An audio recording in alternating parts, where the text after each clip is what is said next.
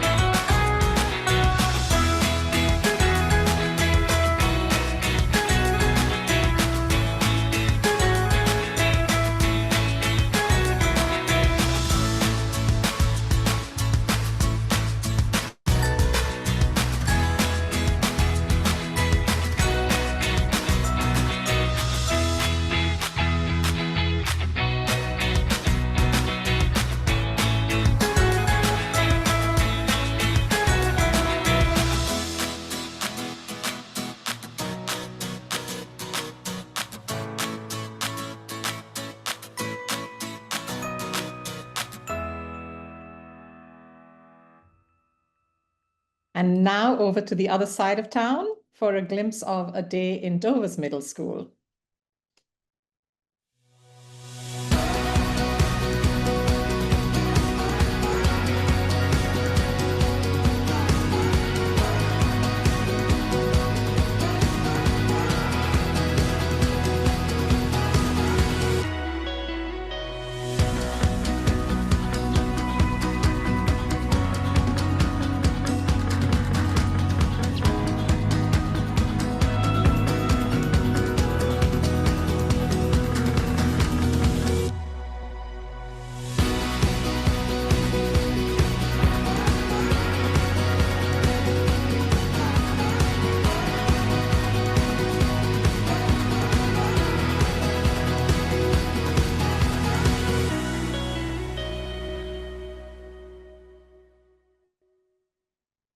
Okay, I hope you enjoyed that taster of life in our middle school.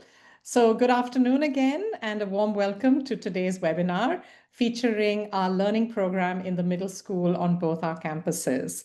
My name is Malika Ramdas, and I'm Director of Admissions at the college. And it's really a pleasure to invite you to learn more about our middle school today. So this is part of our series of open day events. We've got a combination of webinars, of which this is one, and we have, very excitingly, a number of on-campus open days as well to complement what you hear about today. So if you haven't yet signed up for our on-campus events, it's not too late to do so. We warmly encourage you to sign up and come along to visit whichever campus you are interested in, or both, hopefully.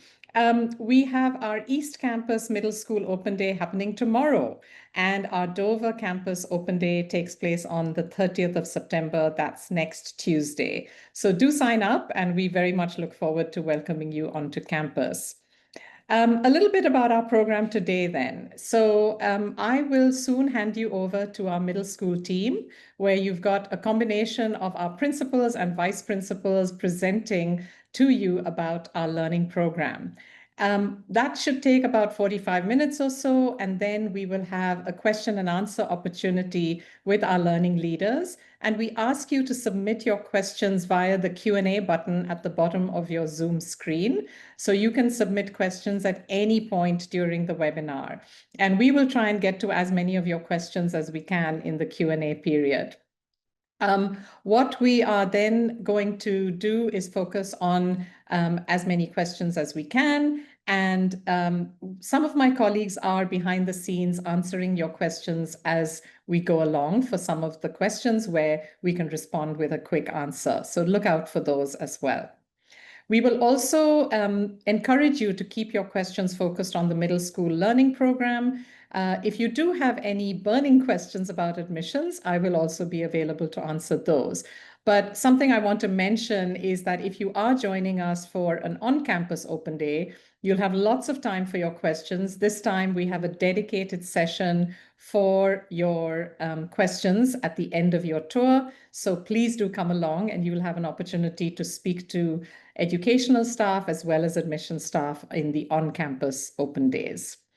So today we are not going to focus on the admissions process at all because we already had a webinar focused exclusively on that, and the recording of that is available on our website.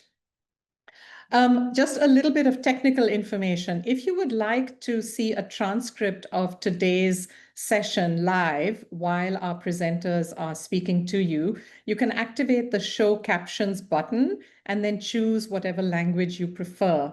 So just go ahead and identify where that is, and you have a whole range of languages on offer. Finally, this webinar will be recorded, and we will send you a link to the recording after today's session is done, and it will also be placed on our website.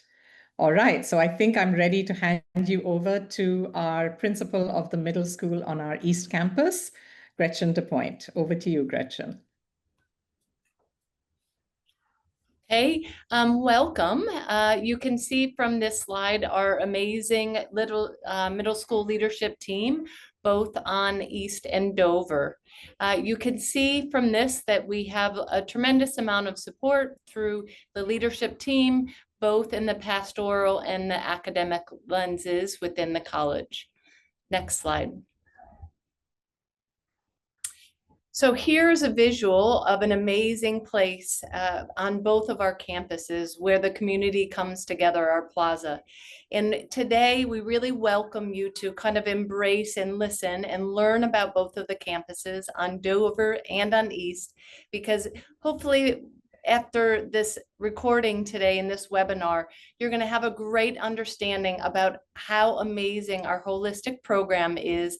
And it really helps to grow and develop a middle school student at a really pivotal time in their academic career and also in their lives.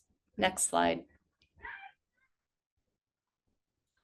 Something that is incredibly unique to UWC is we have such a strong connection. As you can see from this world map, there are 18 schools and colleges that are around the world. They're in 18 different countries on 4 different continents. And although we have different programs, we stay strongly connected through our mission, our values. And those of you that are listening, you know that we are very driven by that, looking to foster peace and a sustainable future. So if you are looking to join our amazing UWC SEA community in Singapore, you're not only joining here in Singapore, you're joining a global movement around the world. Next slide. And here is our incredibly strong mission. UWC makes education a force to unite people, nations, and cultures for peace and a sustainable future. It is something that really is incredible, that it underpins all of our work. Everything that we do goes through that lens, and you can feel it in every classroom and every curriculum within our program at UWC. Next slide. Here's a visual of our well-being and learning principles. And as you saw, even within our leadership team, we have a pastoral principal and we have an academic principal. And this also connects to our well-being and learning principles. We don't feel that there's one without the other. They're massively intertwined because we do know that the social emotional growth of our middle school students is absolutely essential for their learning. If students are not happy and well, they are not engaged to the full effect of what they can engage in their learning. And this is something that we build very much within our programs to really push our students to be lifelong learners, not only to reflect the information and the knowledge, but it's those skills and qualities that our program really helps our students to develop. Next slide.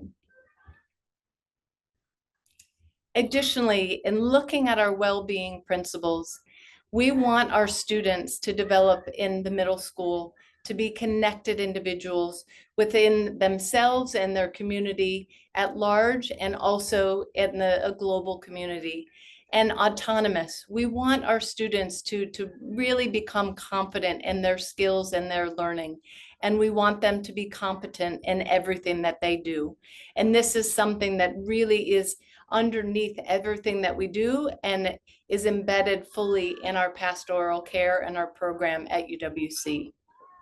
Next slide, and I'm going to turn it over to my colleague. Oh, nope, I still have one slide. Sorry about that. Our values that are really strongly embedded into our mission. Whenever we do anything at the college, our mission sits above and our values are underneath as well.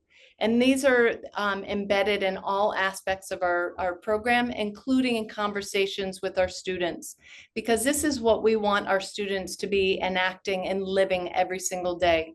In order to accomplish such an incredibly strong mission, we need to develop and foster those values with our students. We need them to be competent and compassionate.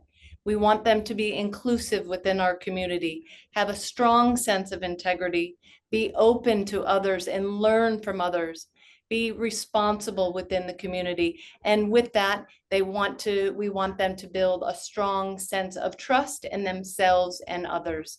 And these are things, again, these are not just words that are a part of our mission and are on the wall. These are things that you can feel. And hopefully, if you join us for our open days on campus, you'll feel those enacted in everything that we do within the community. Thank you. Okay, thank you so much, Gretchen, and hello to everyone joining us today. As mentioned earlier, my name's Rebecca Smith, and I'm the principal here in the middle school on Dover campus. So I previously worked over at East Campus as well. This is my 12th year here at the college. And when I think about UWC, it's just a huge part of my life and also my family's. I have two little boys who are in the primary school here. So middle school, it really is a special time, and we're incredibly committed to making sure that we meet the very specific educational, developmental, and social needs of our students between the ages of 11 and 14.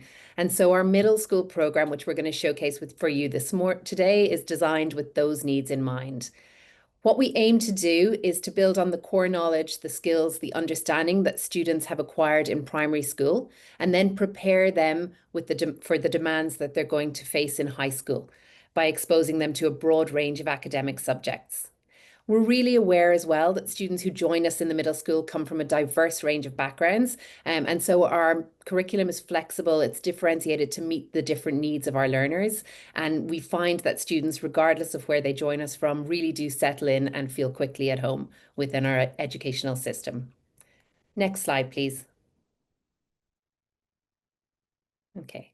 So here at UWC, we recognise the uniqueness of middle schoolers. They really are at a crucial stage of development with more mental, more physical changes happening than at any other stage in their lives, with the exception of early infancy. And when you think about that, it's pretty incredible. I think of middle school as a gangly, growing, gleeful time. You know, it can be a challenging time for students, but it's also one that's really filled with joy. And I think one of the things that I love about middle school is just how much it's a period in life where it's characterized by enormous expansion of the students' view of themselves and their place in the world.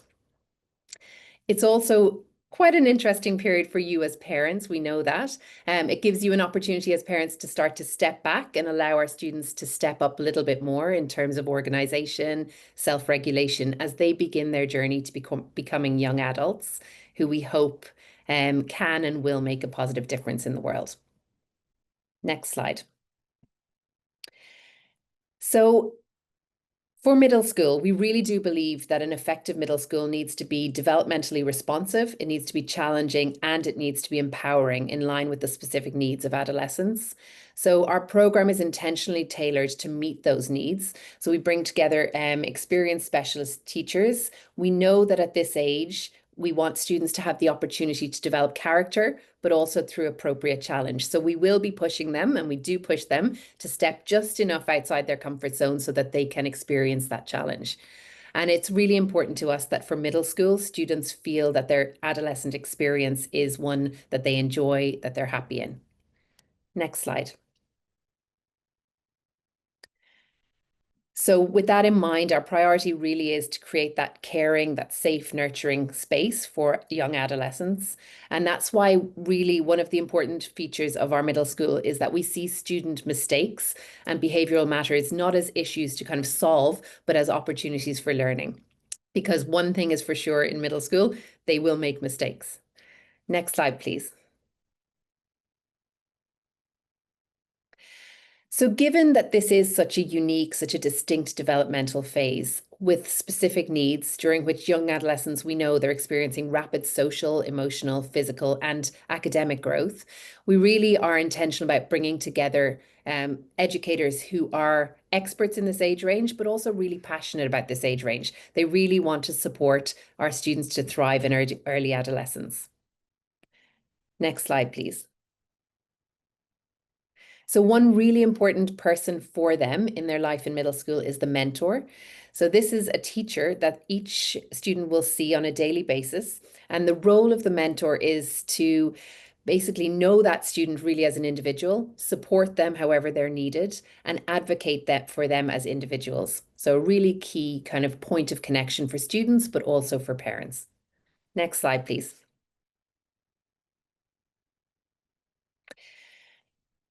The mentor then and the teachers who obviously are interacting with students on a daily basis are very important.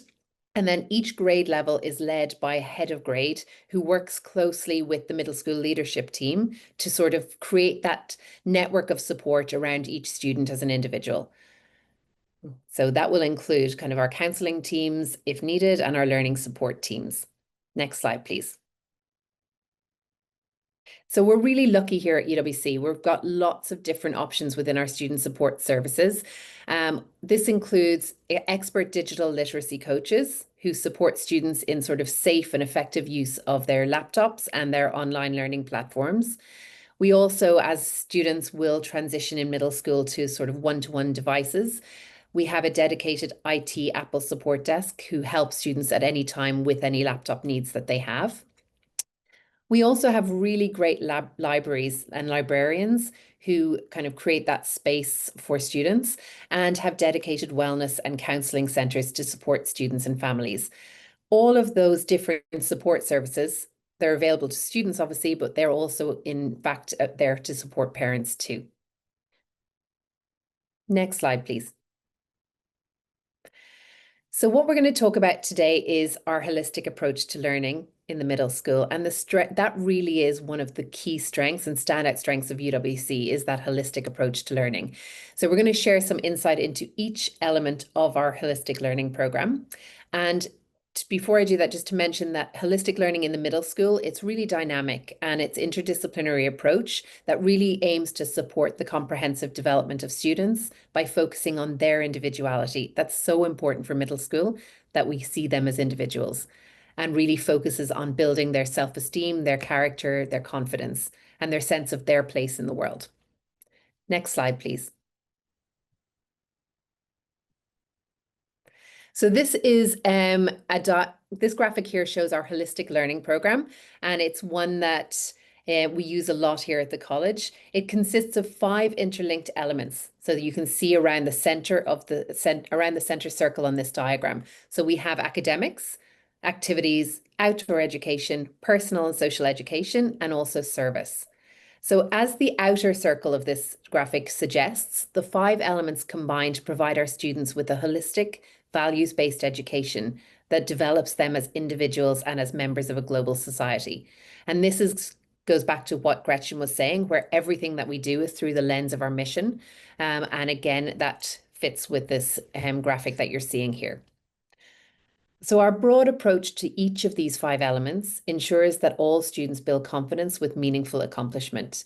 So what we hope is that when they're here with us in grades 6, 7, and 8, that they find that sort of sense of what is their drive, what's their passion.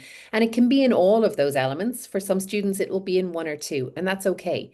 We want students to kind of connect with what really motivates them, but also to see kind of learning and how it connects across each of those 5 elements.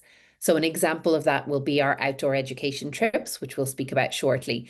And we often, even though a student might be off doing outdoor education in Tiaman, for example, we look for connections back at school in our service and our academic subjects as well. So to give you more insight into the academic programme, I'm going to pass over to the Vice Principal for Curriculum here on Dover, Paul Brogden. Thank you, Rebecca, for that introduction. And good morning, everybody. My name is Paul Brogden, and I'm delighted and very proud to talk to you a little bit about our academic programme at Uwcsea Middle School. So we do need to ensure that our learning environment is perfect for young adolescents, as Rebecca's been talking about. So we have a really rich and varied academic programme, and it cultivates engaging, active and purposeful learning in our students. We really want our students to be principled and committed to caring about their learning and also the world around them. We offer a concept-based academic curriculum with clearly defined subjects and learning goals that develop deeper thinking in our students. So instead of merely memorizing facts and procedures, our students are encouraged to understand the why and the how behind the information. This cultivates critical thinking skills and allows for deeper understanding and retention. I'll say a little bit more about our concept-based approach on one of our later slides. Next slide, please. So our middle school curriculum is challenging, it's inquiry focused, it's specifically designed to be relevant to young adolescents who are going through that rapid period of change that Rebecca spoke about a minute ago. We encourage our middle school students to be fully engaged in the learning process, and they do this through making active choices connected to their learning. Students will be supported but challenged. They undertake a lot of group work, inquiry, and investigations like you can see on this slide here. Through this, they learn to think critically, to be resilient, and they develop self-awareness. They learn to be collaborative, how to manage themselves and be more independent. Next slide, please. So our aim is to go beyond rote learning and memorization. We really want to facilitate a deeper understanding of the subject matter.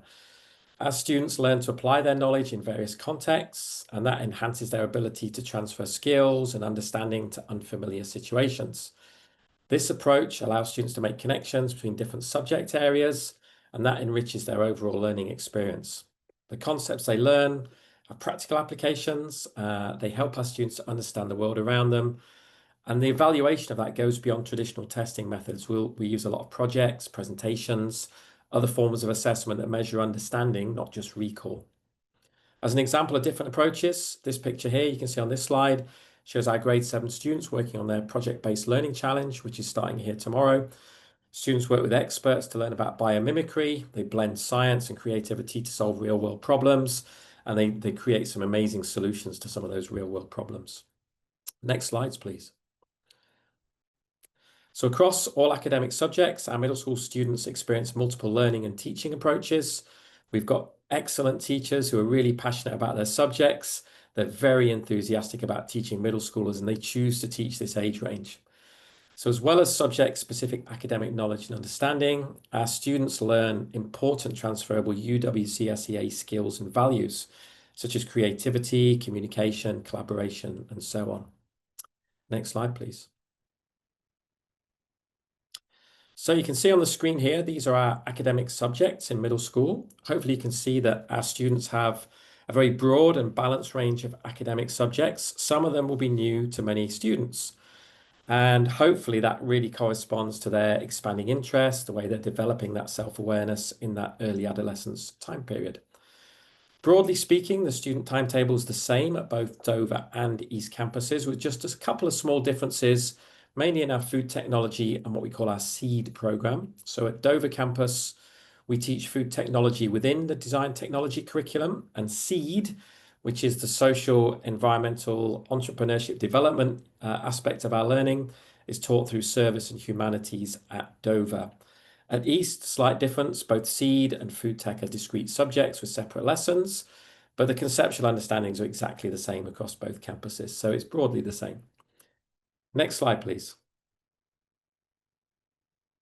So I've mentioned concept-based learning a couple of times and on some of my earlier slides. So what does that mean if you're not familiar with it? So concept-based learning at UWC-SEA really centers around big ideas that are universal and transferable in different contexts. That's the idea of a concept. So while acquiring knowledge and skills within each subject is really important, facts and so on, our curriculum does emphasize the ability for students to make sense of this knowledge and apply it to the world around them. So our concept-based curriculum leads to the IB diploma in the high school, and it aims to develop higher order thinking skills, and it'll enable our students to apply their learning to very diverse situations. It does allow students who've come from international and very different backgrounds to connect their prior learning with new experiences and develop deeper understanding. It's not just the academics though. So conceptual understanding is fostered through a broad range of experiences across the 5 elements. That diagram that Rebecca showed a few moments ago. So across academics, activities, outdoor education, personal social education service, we're also looking at conceptual understanding as well. So how do we develop it? We achieve it through a number of different ways. We ask a lot of conceptual questions. We teach through inquiry. We expose students to content that deepens their thinking and challenges them. We foster dialogue and collaboration. We ask students to generalize and apply their ideas and their thinking to new contexts all the time. And the goal is that our students will be able to transfer their learning to new situations, recognize patterns, and manage complexity, something they really need in the world today. And all of that aligns with our mission statement to unite people, nations, and cultures for peace and a sustainable future. So to put that into some sort of context, I teach middle school humanities here, and I can give an example of what the concept-based approach might look like in a middle school humanities classroom.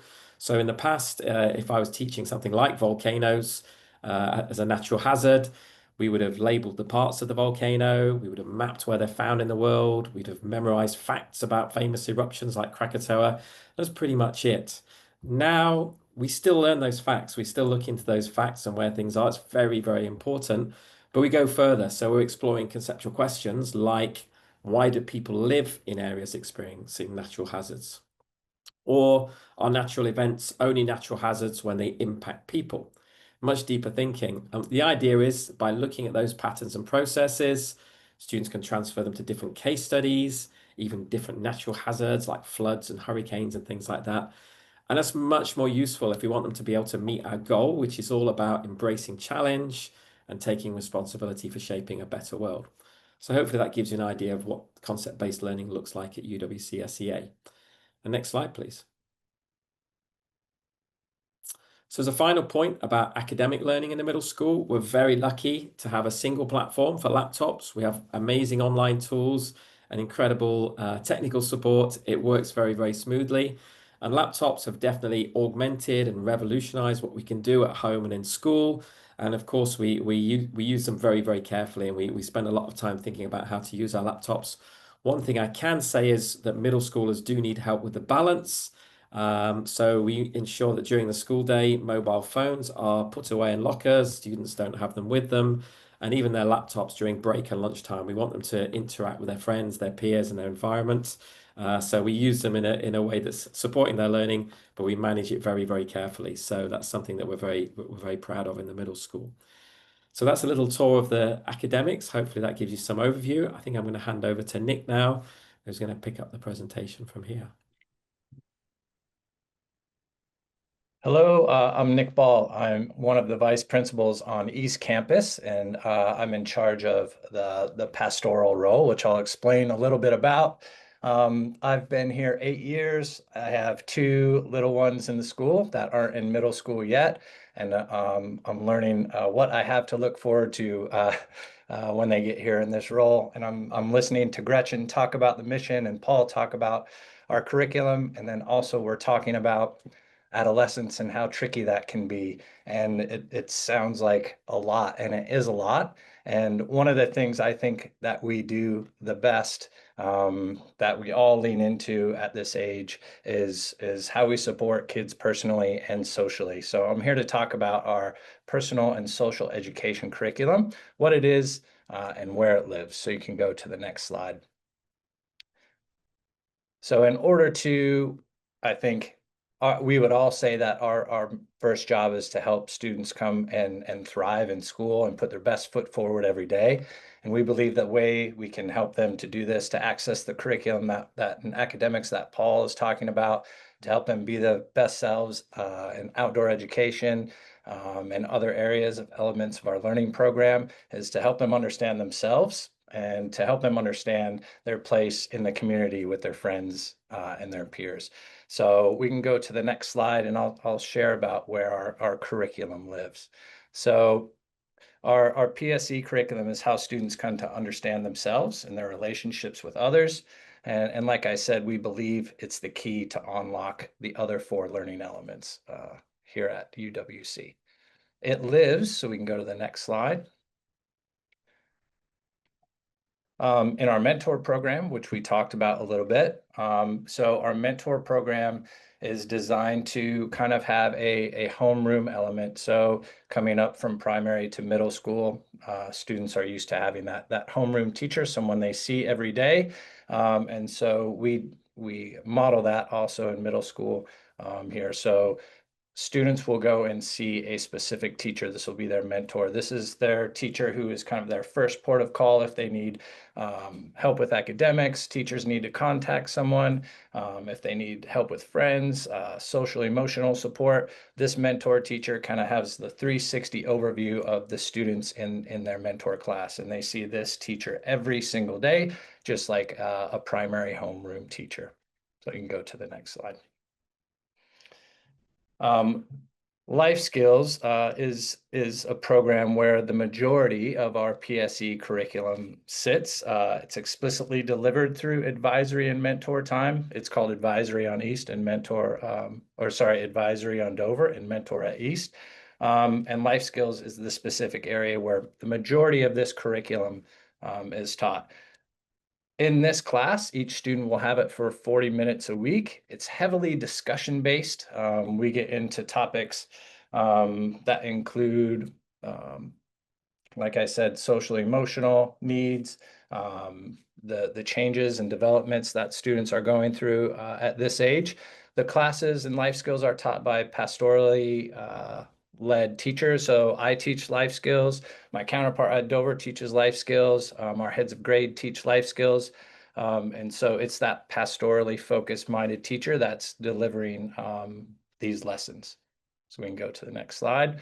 You can see some of the topics that we discuss in life skills. As I've mentioned, it's we talk about the personal, we talk about mindfulness, we talk about human development. So we talked about brain development a lot at this age, but they're also going through a lot of physical changes at this age. So this is a safe place where we have those types of discussions. We talk a lot about peer relationships, managing and developing skills and decision-making frameworks to deal with peers at this age, which is everything for students at this age. And then we also talk about this topic on a global context about diversity, equity, and inclusion. We have a strand within our PSE curriculum. It's called intercultural understanding, where we take a look at how we operate in such a diverse community on both campuses. You can go to the next slide. So I'm not the head of activities in middle school, but I'm here to talk a little bit about our activities program, which, you know, is one of the things I'm most proud of about being here. I'll show you some of the statistics on the next few slides about our activities, what we have to offer on both campuses, and as a parent having kids here and what my kids are exposed to and what they get to do through this program, it's very exciting. So we can go to the next slide. So if you look at some of the numbers here on this, it's kind of staggering to look at that there's over 6,000 programs on offer from K to 12, and that almost 100% of our students are participating in the program. And you can see the number of hours on average per week and the number of different activities on average that our students partake in. There's a little humble brag at the bottom there about the number of championships won, but our activities program is much more than just sports and activities. So we can go to the next slide, please. I would say some of our most well-attended events are within the arts, performances, and music. We have rock band shows, we have Culturama shows, we have plays, we have musicals from K to 12. So if your child is interested in the arts, this is a great place to enroll them. So we can go to the next slide. We have wellness, fitness, and sports activities. We really do have something for everyone to get involved in, whether it's individual sports in the pool, on the tennis court, or golf, and the wide variety of team sports. We're in a league called Access on the island, and an international league called CSAC, which is with international schools through Southeast Asia. We can go to the next slide. Also, things like MUN, debate. We have lots of leadership opportunities for our students to get up and do TED Talks and work with other schools on the island and also internationally as well. Right, next slide. We have an amazing design, technology, and innovation center on both campuses. It's one of my favorite things just to walk out after school and see our activities program bring the campus to life in a different way after we're done with our academics. I'll walk out in the plaza some days after school and see, the robotic go-karts that grown people can sit in and racing around the plaza. And to see our kids outside of the classroom and experiencing learning in different ways is one of the many exciting things about being at UWC. All right, next slide. All right, I think I'm ready to, okay, sorry, last slide here. So there's also, those are really exciting and kind of in your face and more intense things. There's also, there's book clubs, there's chess clubs, there's spaces to do individual art projects. So if being in big groups and things isn't your thing, like I said, we do have something for everyone on offer. So, all right, I think I'm handing it over to Rebecca to talk about another one of our elements, outdoor education. Okay, thank you so much, Nick. Hopefully, everyone joining us today, you're getting a bit of a sense now of that holistic education here at UWC. It really is about creating those opportunities for our students to develop themselves and to thrive. And one element of our learning program that I feel particularly lends itself to this and is very special here at the college is our outdoor education program. So this picture that you're seeing on the slide here, this was taken during the grade 6 trip to Tiamen. I was there with them last year, and it really is the most glorious learning space for our students. And the bonds that they make with their peers are just incredible during that time, but also the skills that they develop from being on these trips. Next slide, please.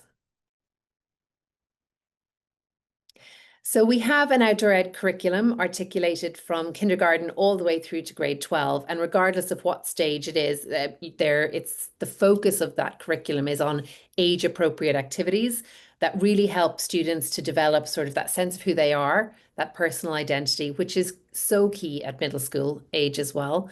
Healthy relationships with peers, with teachers, and also connectedness to nature, which isn't always as easy to access when you live in a big city. And so research shows that all three of these sort of aims of the outdoor ed program are really necessary for well-being and for flourishing for our students. I also speak with many of our alumni or with grade 12s as they're graduating, and the memories that students build on these trips, the friendships that they form, they're just some of their kind of most just the greatest memories that they have from their time with us. And they come back to the college to visit as alumni, and they speak about sort of what it meant to be on these trips or anecdotes from these trips. And they just mean a lot to be part of these outdoor ed experiences. Next slide, please.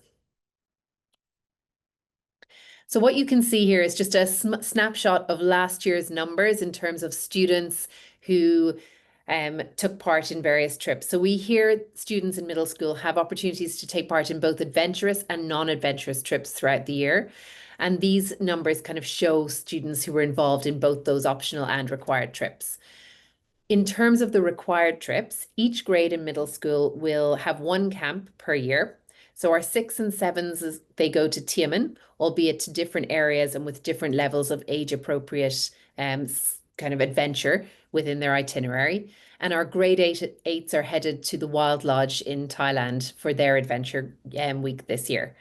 So lots of really exciting opportunities and just huge memories to be made through those experiences. So I'm going to hand over to Gretchen now just to talk through the final element of our learning program. Okay, thank you, Rebecca. So I have the pleasure to introduce and kind of share with you about our service program. We're in learning about our holistic program. Service really is at the heart of our program. It really is a key piece to really working towards our mission and facilitating students that have a sense of self and also beyond themselves, because they are learning, as Rebecca was just talking about and Nick was talking about, in activities. They learn within our program outside of the classroom. And they have so many different experiences that help them build resilience. It helps them learn collaboration. It helps them learn about leadership opportunities, because within our service program, there are so many different things that they're able to engage with. They have opportunities that are built into their day-to-day program within the academics, but they also have some different opportunities and selection so they can find things that they're really keen and they're interested in, because then that is a way for them to learn how to give back to a community beyond themselves. Next slide. Very similar as Nick shared about our activities program. When you look at just a snapshot of the different service groups and opportunities that our students can engage in, there are over 1,500 different service groups that they can be involved in, whether it's within the college itself, whether they're local Singaporean service groups or they're global concerns service groups. But our participation within service is just amazing. You can see just with some of the photos, it's just engaging with some of the local community. It might be engaging in the local community by planting trees. Our students on average put in about 1.2 hours a week is what part of their time of how they contribute to service. So there are many different opportunities of how they can get involved, and it really is dependent upon what they are really interested in. I'll share a personal anecdote. When I joined the college 5 years ago, my daughter at that point was in 8th grade and joining a new community. And it connects back to what Rebecca was talking about, is she was really in a state of trying to develop her identity, find who she was. And I have to say that I am so incredibly grateful, not only as a principal, but also as a mom for our service program, because my daughter really found that as a place where she started to flourish, really come into her own. And she was able to get involved in a couple services. And now as she's entering grade 12, she's actually been able to find different needs within our community and globally and start her own services as well and gain some momentum and get other students involved. So those are some of the things that go beyond just these slide presentations. It's the stories behind everything of what comes from this such an amazingly strong holistic program, how each individual student can develop in their own way and then be able to give back beyond just their academic day. Next slide. Okay, so at this point, we've reviewed all of our 5 elements of our holistic program, and hopefully you have a better sense about what is so unique and special about UWC-SEA on East Andover that is about students. Students are at the center, and how we create that unique program for each student to flourish and thrive. And at this point, I'll turn it over to Lucy. Thank you.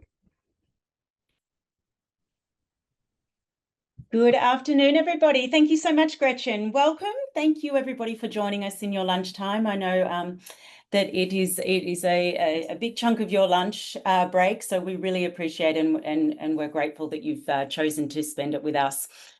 We hope that you enjoyed the presentation. We're going to move over now to a Q&A session, and we've got some terrific questions in the chat, so thank you. Please keep them coming. We have roughly half an hour to spend now on Q&A, so we'll try to get through as many as possible. So I'll just invite now Paul, Dean, Gretchen and Nick to come back onto the screen as our Q&A panelists. And Gretchen, we might give you a little break to grab some water, and I might start with you, Ardeen, if that's okay. Sure. You can do a quick introduction, and then I will fire the first question your way. Thanks, Lucy. Hi, everyone. I'm Ardeen Manzi. So I'm the Vice Principal of Student Wellbeing here on the Dover campus, and I also oversee our life skills program here on the Dover campus. Fantastic. Thank you. A very easy one for you, Ardeen, to begin with. What's the rough ratio between students and mentors? Okay, thank you. So we really value our mentor time. So our ratio it sits about 22 students to 1 mentor. That can be can sort of range between 21 and 24. And we try and aim for an even mix of genders as well. That might be 10 boys, 12 girls, and so on. Mm-hmm. And how many, I know it was mentioned in the presentation, but just to remind everybody, when does mentor time occur and how often throughout the week? Yeah, so our students meet their mentor every day, and that's for about 25 to 30 minutes every day. Terrific, thank you. Okay, let's go to you, Nick. This is a great question around induction for new students. So how do we support students who are joining from perhaps another country or another school and a different program? What sort of support structures do we have to ensure that their transition into the school, both academically and social emotionally, is supported? Yep, so this is done in a process that we call arriving well. Obviously, every year we get new students, so this is something that's really important. And building such a strong sense of belonging and connection right away is key for setting up these students for success. So a lot of this is done through our mentor program. We have a peer buddy system that we pair up students with as they come into mentors to make sure that their first couple weeks, they know where they're going, they know who their teachers are, they have someone to sit with at lunch. All those things that students at this age worry the most about, which is the connection with peers and relationships, we take that thinking away for them. So they come in and that's all built in. And it's personalized because some students will come in and they'll pick it up really quick. They might already know a few students in the school, and some students may take longer. And so all of our programs are flexible and adaptable depending on the individual students. Academically, we get the profiles from admissions and we share those with the teachers. So the teachers in the classrooms know as much as they can about the students coming into their classrooms. And so that's also shared through mentors and the heads of grade as well. Fantastic. Thank you, Nick. Yeah. Dean, another question for you, which is sort of related to diversity and we have such a diverse student body and staff body, and it's one of the things that we really value here at UWC. So how do we encourage, as a college, how do we encourage respectful discussion between students when we are bringing such a diverse group of views, political views, religious views, experiences, and also learning preferences? How do we ensure that everybody feels respected and heard and encourage that sense of belonging for all? Yeah, so we celebrate our diversity here at UWC, and that's something that we're incredibly proud of. Respectful relationships is something that we talk about a lot. It is right at the heart of our life skills curriculum and spoken about on assembly as well. We have teachers, we say to teachers, how are you modeling it? Also when you're engaging with each other. So we really work with our students to celebrate that diversity and for them to understand that their experiences and their opinions are going to be really diverse as well. Students will have opportunities in all of their subjects, particularly like in humanities and English, to express themselves and share their opinions in a constructive way. But we really work with them that, you know, manners are important, kindness connects us. Be prepared to sit and listen without jumping in straight away, so you can really hear that opinion. And we really focus on, we say when you hear, you're hearing with your ears, but you're hearing with your heart as well. So, you know, it's really something that we work on. And if they're, you know, they're middle school, and sometimes the prefrontal cortex might be having a little bit of a rest and so on. So when there are differences in an opinion, and so we may need to have restorative conversations, and we certainly do that a lot. We're also very fortunate at this school to be in a position where we do have a DEIJ coordinator. So that's our diversity, equity, inclusion and justice coordinator, and we have one specifically in the middle school who will be able to help with those discussions, but also talk at our assembly programs and write curriculum or lessons specifically to be shared in mentor time as well. So we're very lucky to have somebody in that position as well. Thanks, Ardeen. And I think just to add to that, it comes back to the premise of the UWC mission, doesn't it, where Kurt Hahn founded the school on the belief that if we brought all these different viewpoints and cultures and people together, that it would result in peace and understanding. So that definitely is at the heart of what UWC stands for. So a question now, Gretchen. Hopefully you've got your you've had a breather and you've had a sip of water. Just unmute your microphone there, Gretchen, because I'm about to throw one at you. It's very easy. We saw earlier the subjects in the middle school, but can you just give us roughly what a you know, a day might look like, or a timetable might look like, how many subject choices a student might have? And do we do streaming in some of the more technical or STEM subjects? No, we don't do streaming within our STEM subjects. You know, as Rebecca and Paul showed you and talked to you about our specialized staff, is we spend a lot of time to ensure that our teachers know how to differentiate and teach to a wide range. So we don't have streaming within our programs. We have mixed grouping within our classrooms. A timetable for students is they have within a school day, they have 4 blocks or 8 periods, and it's broken up accordingly. So they have a timetable that would look a little bit differently each day. And that is something that is also unique and very beneficial and based on brain research. So say that I'm a fabulous learner in the mornings. Your student might not have English on every single day. So we have a bit of a rotation so that if they learn better at different points of the day, they have the opportunity to be really successful within their program. But as Paul showed you, the academic program, they have a wide range of different subjects, and some of them are actually by the semester. So some of them might be half of the year, and then they have them for the other half of the year. Throughout the academic program each year within the middle school. But one thing that is also unique is within their program, they get those classes in 6th, 7th, and 8th grade. So they do have arts programs in 6th grade, 7th grade, and 8th grade. They get the design technology in each grade level throughout our middle school program. Terrific. Thank you, Gretchen. Just on the program, and Paul, this one is going to come to you. The question is really about the concept-based curriculum, and, you know, to sort of dive a bit deeper into what that looks like.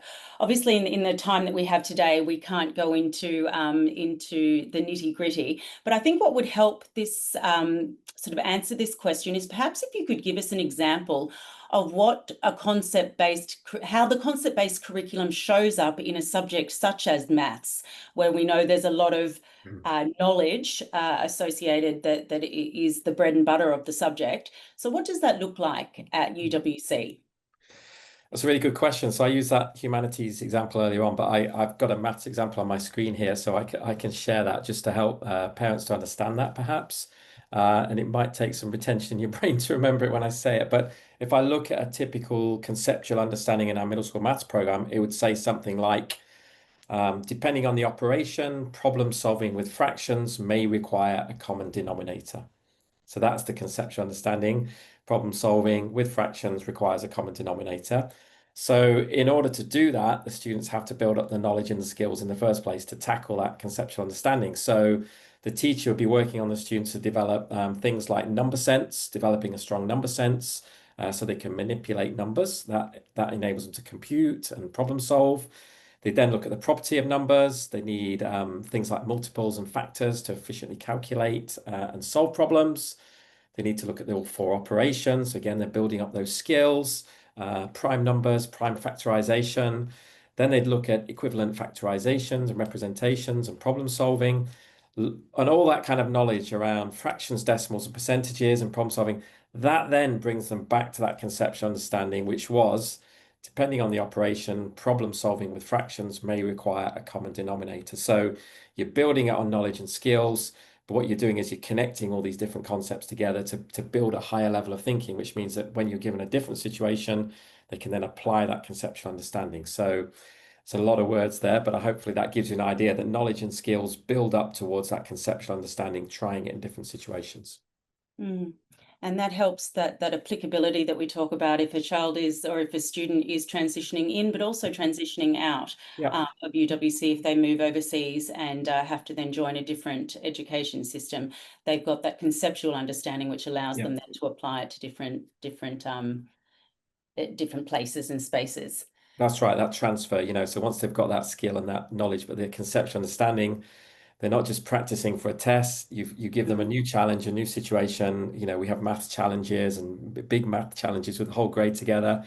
We throw a new challenge at them. They can apply those skills because they can transfer them. So we think it's a much better way to learn mathematics and other Terrific. subjects, Thank of you, course. Paul. I hope that answered that participant's question without needing to go too much into detail about the actual curriculum, because we don't have time today, and so much work goes into writing a curriculum. Okay, so Paul, sorry, Nick, I'm going to ask you a question. It's regarding the activities. With so many activities options and 97% of students participating, how do children typically choose what to join? And if they do a number of different activities in the week, how do they manage their schedules? It's a great question. Yeah, I would say in primary and early middle school, they look at what their friends are doing and want to do something similar. And through that process and that growth, we really try to encourage them to try a lot of different activities at those early years, so they can get a sense of their own identity, passions they want to pursue, and areas that they want to start to specialize in as they get older. So it's a little bit of a journey even from 6 to 8. So it starts out with, what are my friends doing? Some students may be further along on that journey than others, but it also comes from home and values and families and what mom and dad are encouraging them to do in a lot of cases. But managing all of that is a big thing that we take a look at from the pastoral side, to making sure that students can manage and they're not too overloaded with too many activities and commitments. But you'll see if you go through the sign up process, the way it's laid out, it makes it really easy to see what activities fall on what days and what times.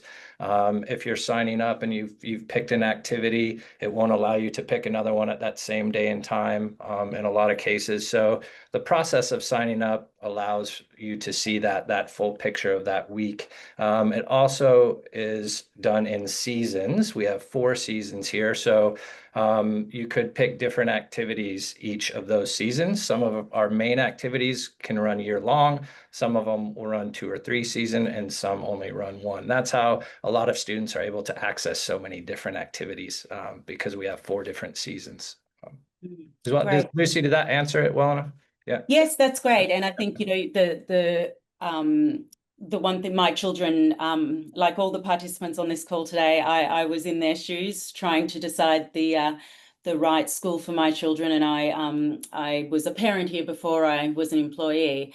And I think the one thing that I have observed about my own children who are still in primary school is that it takes them a little bit of time to find their groove and to sort of, and you as a parent will understand, you know, see what they can cope with and then what they can't. And you know, as Nick said, it generally starts with what their friends are doing, but then they start to gain the confidence to try something that is perhaps new or different. And then you know, we'll pursue that. And the 3 different seasons gives them a lot of choice and a lot of ability to sort of find where they belong and work out what kind of a schedule works for them without, you know, making them overtired or overcommitting. So that's been my experience as a parent as well. Lots of great questions coming through. Bear with me one moment while I who hasn't, oh, Gretchen, we haven't heard from you for a while. So I'm going to ask you a great question about languages. What languages other than English are offered to in middle school? And just before you jump into that, there is a terrific languages brochure on our website. If you go to Learning Academics and Languages at Uwcsea, there's a lovely chart there that you can also reference. But Gretchen, you can give us the quick overview of languages. Yep, I'll give the quick overview. At East and Dover, we have Spanish, French, Chinese, and Japanese. And also on Dover, there's Dutch and German. An incredible thing, and I'm glad that Lucy is referencing the brochure to take a look at, because after school as well, we have a home language program, and there's about 18 different languages that are on offer for that. So there's a wide range of different languages that your child can partake in, some within the school day and then also after school as well. Thank you, Gretchen, and definitely check out that brochure online, because there's a great deal of information there about languages, both in the curriculum and outside of the curriculum. Ardeen, a question for you. What supervision is provided for overnight excursions? And I think this is a great question, actually. We can go a little bit broader here to talk about supervision, but also around safeguarding and how we approach safeguarding in middle school, but also at a college level. So supervision, I mean, when now our students away on camps, so we're incredibly lucky to have a magnificent outdoor ed team with many outdoor educators who will take our students away on camp, and our students will go on camp with their mentor teacher. So each student will, so if I look at our grade 6 and 7 program, our students will have their mentor teacher on camp with them. They will have an outdoor education teacher per mentor class as well. So that's a teacher, that's an outdoor education teacher as well. And then on the camps we go to, there is also staff as well at that camp also. So quite a lot of supervision there for our students. And there was a second part to that as well. Yeah, perhaps you could just give an overview of safeguarding, because that is a very important aspect of school life in general, but also it's a concern for parents. So how do we handle and how do we approach safeguarding? Yeah, so one thing we say is that safeguarding is at the heart, the forefront of everything we do. It is number one. Every decision we make, every activity we have, safeguarding is at the heart of that. All our staff are trained in safeguarding, and they're trained annually in safeguarding. When we interview potential staff, our safeguarding questions are at the forefront of that as well. We're also very lucky to have somebody in charge of safeguarding, which is Claire Lancaster, across both campuses. And then we have a number of designated safeguard leads. So for example, in the middle school, we have 3 designated safeguard leads. So if any teachers, parents, students have any concerns, they might speak to their mentor, and then the mentor has somebody to immediately go to, and that's something that we call a DSL, and our DSLs are highly trained in safeguarding as well, and they also deliver programs to, like, for example, to the middle school staff as well. We also on our assemblies speak to our students a lot about safeguarding, and it is again in the heart of our life skills program as well. Thank you, Ardeen. Okay, we might. Oh no, actually, what I'll do is I'll stay on this track and direct a question to you, Nick. How do we handle bullying or inappropriate behaviour with our students? And Ardeen referenced in her presentation about, or Ardeen or Rebecca referenced, about restorative conversations. But perhaps Nick, you could elaborate a little bit more on how we manage those with our students. Yeah, I think inappropriate behavior is, I think Gretchen mentioned it at the top of her, our process in this, is that it's kind of expected part of the middle school journey. It's an age where they're risk taking and they're experimenting with those boundaries. So I would say that it starts with the culture we create on our campuses, with establishing relationships with students so they know they have trusted adults to go and speak with. And this is how we hear a lot about these behaviors and how we start the initial support process. So when it comes to bullying, of course, that is not something that we tolerate. We don't say that word a lot because there are a lot of behaviors that that are kind of expected, and we work through a lot. Bullying is a little bit different, but I would go back to our process, and it allows us to kind of track these interactions. So we have a behavior tracking system. So every interaction with a trusted adult, or a mentor or a head of grade or myself gets put into a tracking system. So we're able to look back over patterns, which bullying would need to be a pattern. It's a repetitive, targeted behavior, and our tracking system would allow us to identify whether it's bullying or not. And then we would go through our behavior responses that we have in our policies, where we work with students. We mediate conversations through a restorative process.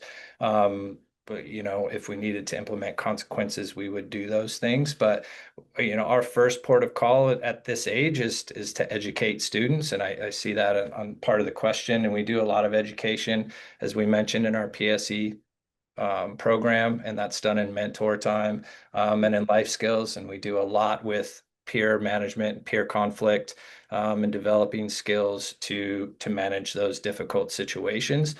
We've talked about how the brain works, and it's not fully developed at that age, and it's really hard for students to recover from being, we call it emotionally hijacked, when their emotions are really high. We try to help develop skills to, mindfulness was one of the things on one of the slides, to come back down, to maybe not have a conversation when you're emotional, to do it at another time. So we're building lots of strategies and supporting students through all these behaviors. And a lot of it is education, and it's less punitive than it is, supportive. Great, great overview there. Thank you. Yep. Paul, a couple of questions to you. The first one's very easy. Is it mandatory to purchase a laptop, and who's responsible for buying the laptop?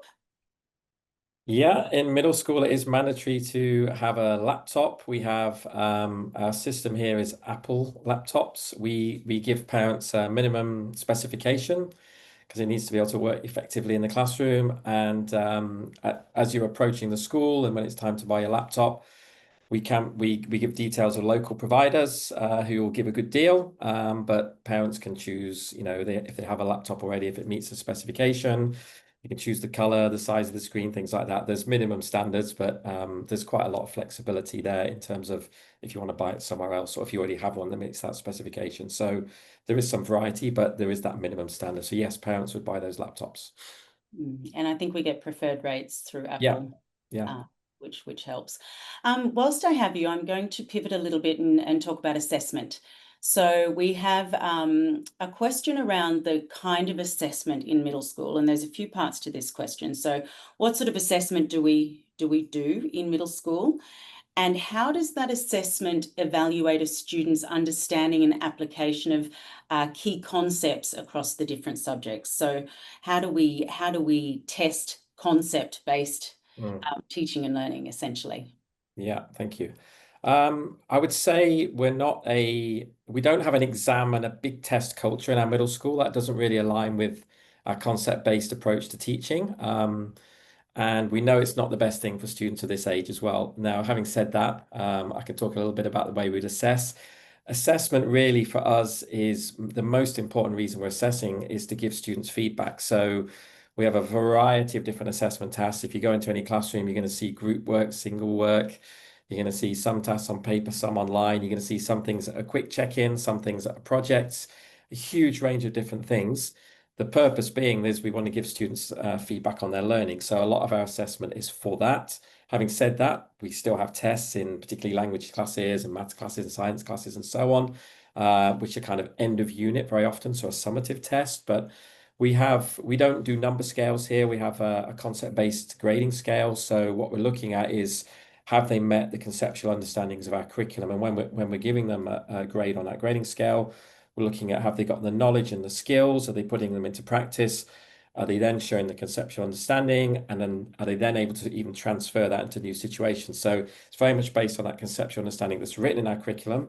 But our assessment is very focused on feedback. Now, of course, parents get reports at intervals through the year based on that assessment as well. And we also share assessments throughout the year with parents as well. So very much our assessment is focused on learning rather than measurement, and meeting, being top of the class is not what we're aiming for. It's very much about conceptual understanding, and our students really thrive in that situation. But of course, they still learn test skills and things like that as well, because we know that can be important later on. Thanks, Paul. Is there this is a question for Paul and Gretchen, if you'd like to jump in as well. Is there a difference between the curriculums on the middle school curriculum on East and Dover? On the face of it, there isn't. They're the same conceptual understandings. We've written them cross campus. We work together, heads of department, and we have curriculum leaders on both campuses. So they're exactly the same, our conceptual understandings. Now, there might be some variety in the way that they teach that. So, the Department at East might take a different case study in humanities. I'm a humanities teacher. They might use a slightly different case study when they're teaching a unit on, say, migration or something like that. But the conceptual understanding, the learning is still the same. The way it's assessed is the same. So yeah, there's some variation. But if a student was to walk into my classroom and then move over to East the next day, they would feel like a very, very similar learning experience in each subject. So they're the same with some variation, and that depends on the teachers, and the teaching team might use different examples and slightly different approaches. But at the top level, our curriculum is exactly the same. Great. Was there anything further to add there, Gretchen? If not, I'll come to you with another question.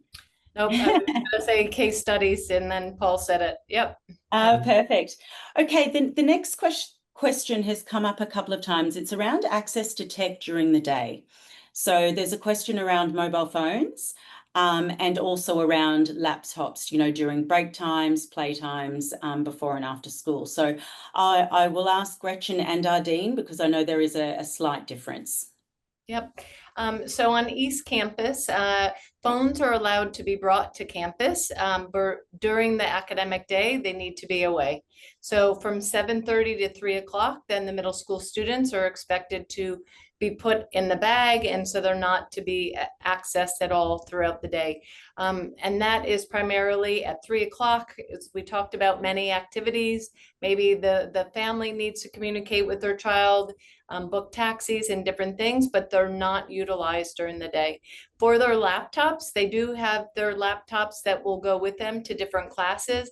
But although that we have a one-to-one laptop program on both campuses, that does not mean that everything is done on the laptop.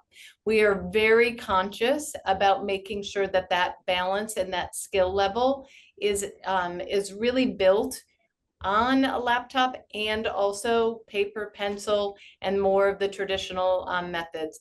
We don't just substitute the computer for everything that could be done in writing.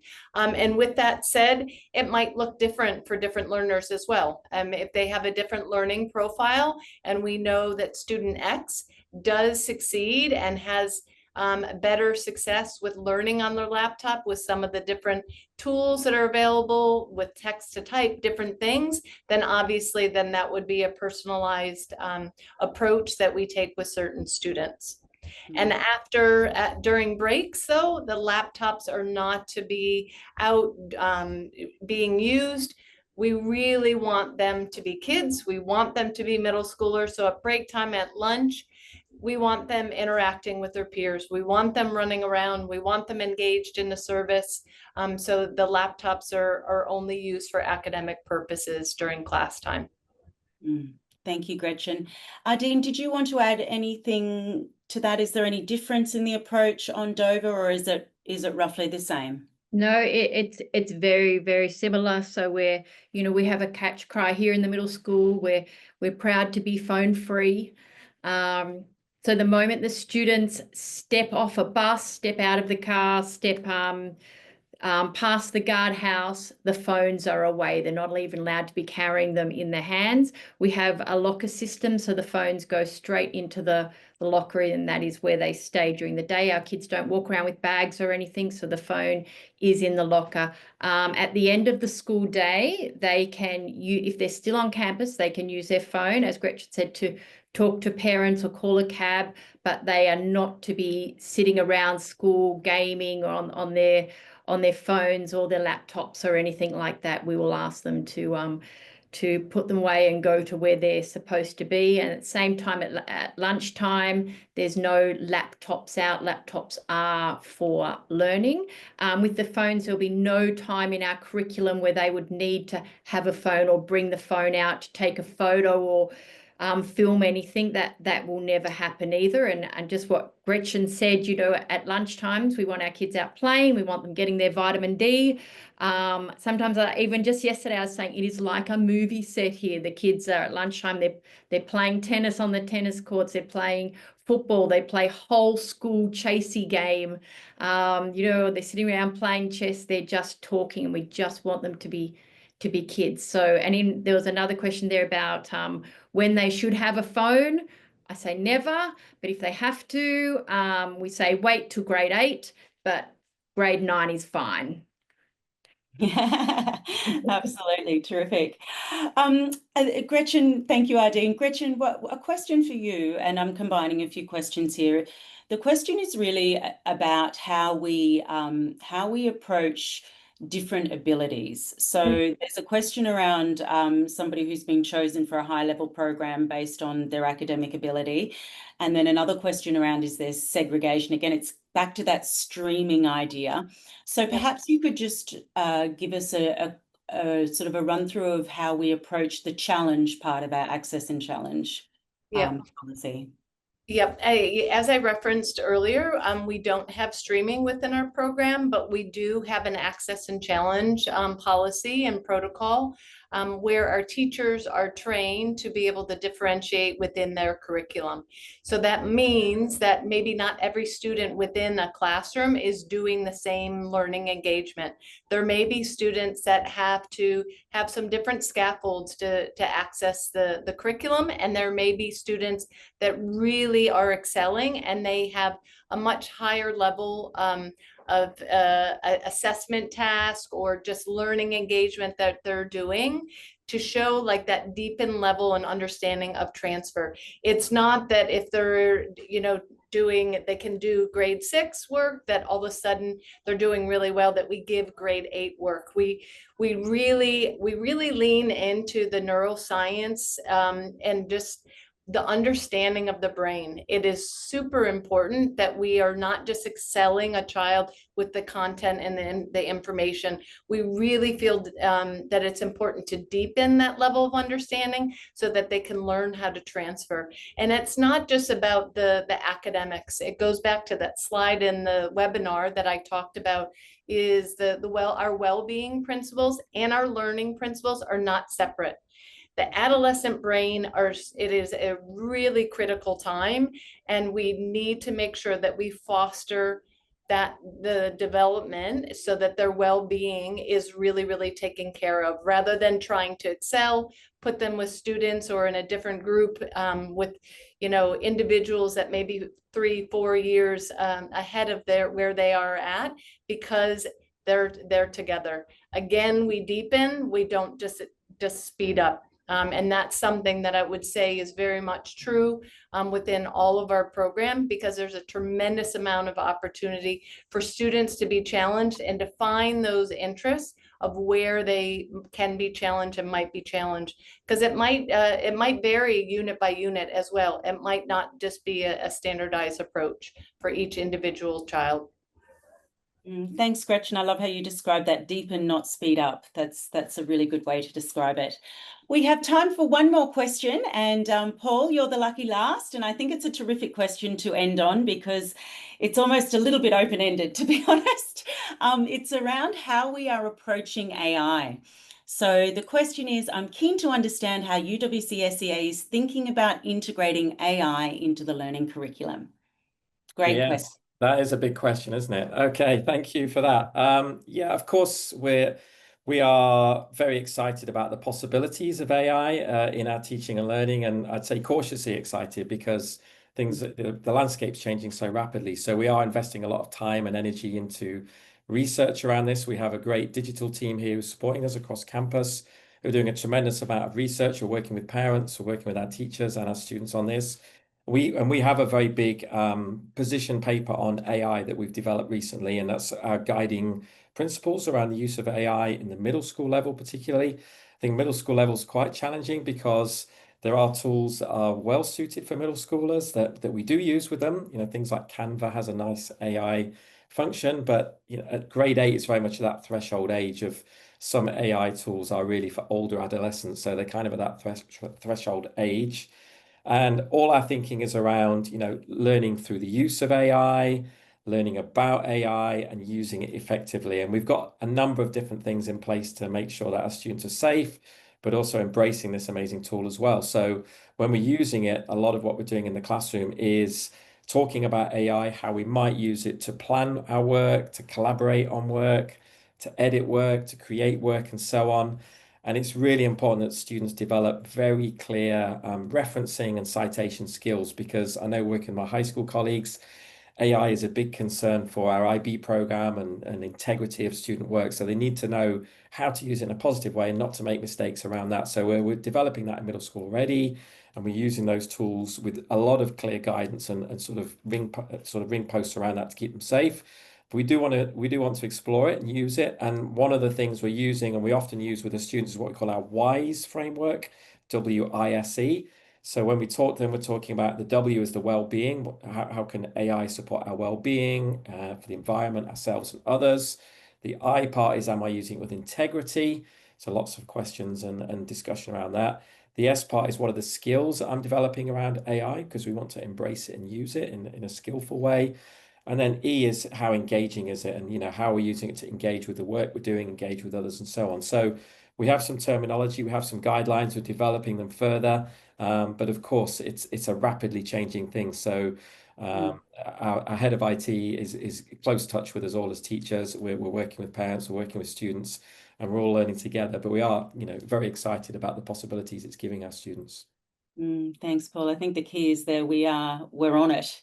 We're not sort of pretending it's not happening. We are definitely aware and looking at ways that we can use it responsibly as a tool. And yeah, watch this space. I think we're all watching. Yeah. That's it for the Q&A. That was really terrific questions. So I many thanks to our audience for all those wonderful questions. Huge thanks to our presenters today. Thank you, Malika, Gretchen, Nick, Paul, Dean, and Rebecca for taking us through the presentation and answering all these fabulous questions. And thank you so much to our parents and guardians today for joining us. Malika is just going to put a slide up on the screen for you, and we'd be very grateful if you could either screenshot this QR code or scan it on your phone just to give us a little bit of feedback about today's session. It's very important to us that we ensure that these sessions add value. It's a big chunk of your day, and we want to make sure that you're getting value out of them. So if you would take a moment to give us some feedback at some point, we'd be very grateful. We hope to see as many of you as possible at the open days that are coming up this week, and this week, tomorrow on East, and on, I'm just looking at my calendar here, on Tuesday on Dover. And of course, if you have other students or children who are looking to join high school, then we also have our high school webinar on the 29th that you can sign up for on our website. Once again, delighted to have spent the lunchtime with you. Thank you so much for joining us, and we hope to see as many of you as possible in person in the coming weeks. Thank you, everyone. See you soon on campus.